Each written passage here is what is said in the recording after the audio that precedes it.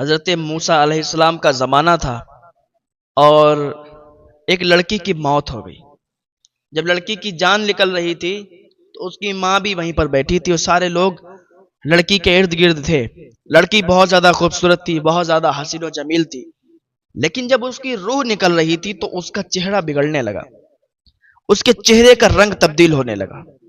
لوگ دیکھ کر حیران رہ گئے کہ اتنی حسین و جمیل، اتنی خوبصورت لڑکی، اور موت کے ٹائم جب روح نکل رہی ہے تو چہرہ بگڑ رہا ہے، اس کی شکل جانوروں کی طرح ہو رہی ہے۔ جب لڑکی کا چہرہ بگڑتے دیکھا، اس کی ماں دوڑی اور حضرت موسیٰ علیہ السلام کے پاس گئی اور کہنے لگی، حضور ایسا ایسا واقعہ ہے کہ میری بیٹی بہت زیادہ خوبصورت ہے، حسین و جمیل ہے، لیکن آج جب اس کا آخری ٹائم آیا ہے، آخری وقت آیا ہے، روح اس کی نکل رہی ہے، اور جیسے ہی اس کی جان نکلی تو اس کا چہرہ تبدیل ہو گیا، اس کا چہرہ بگڑ گیا ہے، نحوست بھرا چہرہ ہو گیا ہے۔ حضور بتائیں یہ کیا معاملہ ہے؟ تو حضرت موسیٰ علیہ السلام نے فرمایا کہ مجھے یہ بتائیے، آخر وہ کام کیا کرتی تھی؟ اس کا ایسا کیا گناہ تھا کہ جو تمہارے سامنے وہ کیا کرتی تھی؟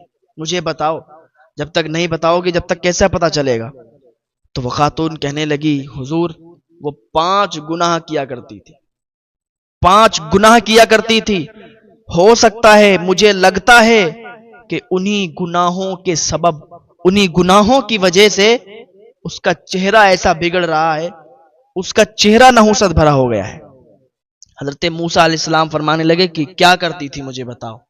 تو وہ عورت کہنے لگی، حضور پہلا گناہ تو اس کا یہ تھا، حسین و جمیل تو وہ بہت تھی، لیکن سنگار کرتی تھی، میک اپ کرتی تھی، اور میک اپ کر کے باہر نکلتی تھی، سنگار کر کے باہر نکلتی تھی، بالوں کو کھول دیتی تھی، دوپٹے کو گھر پہ رکھ دیتی تھی۔ وہ اس لیے نکلتی تھی میک اپ کر کے، دوپٹے کو گھر پہ رکھ کے، تاکہ گلی محلے کے لڑکے اسے دیکھیں، دوسرے لڑکے اسے دیکھیں تو اس پر فدا ہو جائیں، اس پر فریفتہ ہو جائیں۔ اس وجہ سے وہ سنگار کر کے اور گلی محلے میں نکلا کرتی تھی بالوں کو کھول کے، تاکہ دوسرے دیکھ کر اس کی تعریف کریں، لڑکے اس پر فدا ہو جائیں۔ اپنی سہیلیوں میں جا کے باتیں کرتی تھی ادھر ادھر کی کہ دیکھو آج میں گھر سے نکلی تو آج مجھے اتنے لڑکوں نے دیکھا، ایک نے تو یہ کہا، ایک نے تو یہ کہا، بال کھلے تھے، کوئی کچھ کہتا تھا، کوئی کچھ کہتا تھا، دیکھو تو میں حسین کتنی ہوں، خوبصورت کتنی ہوں۔ تو ایک تو اس کا یہ گناہ تھا، اور حضور دوسرا اس کا گناہ یہ تھا کہ جب وہ نکلتی تھی تو میں اسے روکتی تھی، میں کہتی تھی بیٹا ایسے مت جایا کرو، گلی محلے کے لوگ تمہیں دیکھتے ہیں، آوارہ لڑکے تمہیں دیکھتے ہیں، تم پر غلط کمنٹ کرتے ہیں، تم کو غلط کہتے ہیں، اور تم ایسے جاؤ گی تم پر گناہ پڑتا ہے، اور اللہ کا عذاب بہت سخت ہے، اللہ تعالیٰ تمہیں معاف نہیں کرے گا، تمہیں عذاب دے گا۔ تو جب میں یہ کہتی تھی تو مجھے وہ گالیاں دیا کرتی تھی، اور گالیوں تو کی محدود نہیں رہتی تھی حضور، وہ مجھے کبھی کبھی تھپڑ بھی مار دیا کرتی تھی، اپنی ماں کو مارتی تھی، لیکن وہ میری بات نہیں مانتی تھی، پھر بھی وہ جاتی تھی، اور جب میں اس کو یہ کہتی تھی کہ عذاب پڑے گا تو وہ کہتی تھی اگر اللہ تعالیٰ عذاب دیتا نا تو پہلے ہی جب میں گناہ کرتی تھی، جب میں نے پہلی بار جرم کیا تھا، گناہ کیا تھا، تو اللہ کا عذاب تب آتا، یہ تم کیا کہتی ہو کہ اللہ عذاب دے گا؟ نہیں دے گا، جب میں نے پہلے گناہ کیا تھا تبھی اللہ عذاب دیتا، اگر تب نہیں دیا تو اب بھی نہیں ملے گا۔ اللہ اکبر۔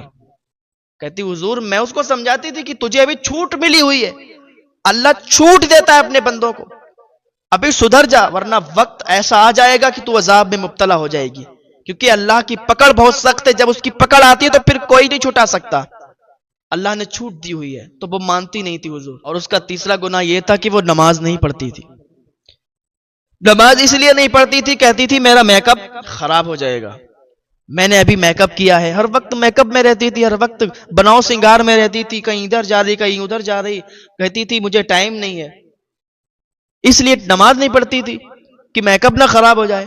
اے میری بہنوں، اللہ کو راضی کرنے پر لگو، دنیا ایک دھوکہ ہے، دنیا کی چیزیں یہیں رہ جائیں گی، ساری دنیا ختم ہو جائے گی، تمہیں اللہ کو منہ دکھانا ہے، تمہیں اللہ کے سامنے حاضری دینا ہے، اس وقت جب تم سے سوال ہوگا کہ تم لائی کیا ہو، کون سا تحفہ لائی ہو، تو کیا دکھاؤ گی؟ تو دنیا کی باتوں میں نہ آئیں، اللہ کی عبادت میں لگ جائیں، اور کہا حضور اس کا چوتھا گناہ یہ تھا کہ وہ اللہ کی ناشکری کرتی تھی. کوئی بھی چیز اسے ملتی تھی تو وہ اللہ کا شکر ادا نہیں کرتی تھی. اور یہ بہت بڑا گناہ ہے. کوئی بھی چیز آپ کو ملے, کبھی خوشی ملے یا کبھی غم بھی آپ کو ملے, تب بھی اللہ کا شکر ادا کرو کہ اللہ جس حال میں رکھ رہا ہے اللہ تعالیٰ بہتر کر رہا ہے.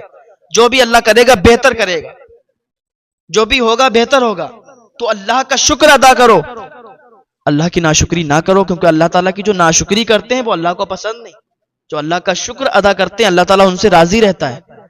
تو اے میری بہنوں, اے میرے بھائیوں, اللہ کا شکر ادا کرتے رہا کرو. وہ عورت کہنے لگی حضور اس کا 5واں گناہ یہ تھا کہ وہ غیبت کرتی تھی.